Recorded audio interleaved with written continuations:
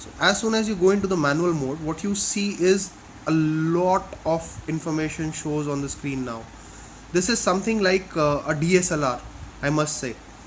Well, when I went through this features of this camera, I found it's at par, if not better than my DSLR, which costs really a bomb. So let me explain whatever I can. The first button here on the bottom is white balance. So you can manually adjust the white balance of the photograph. You can play around, you can see the colors changing, and you can play around with the white balance.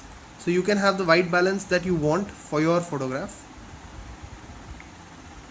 You can play around with all the other settings. You can play around with the focus. This is the manual focus.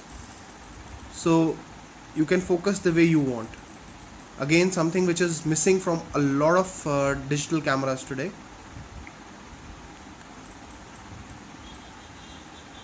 You can play around with this. You have the ISO setting.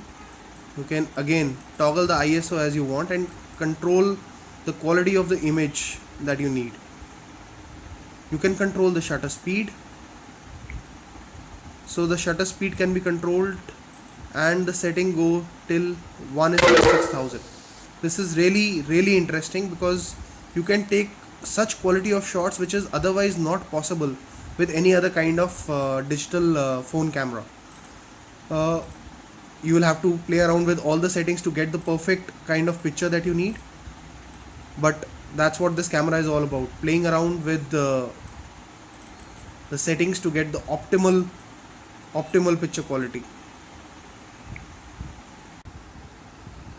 What you can also do on this camera is that you can control the kind of image that you are taking. So this button on the left, you see you can take a JPEG or you can take a raw photograph, which gives you more control while editing.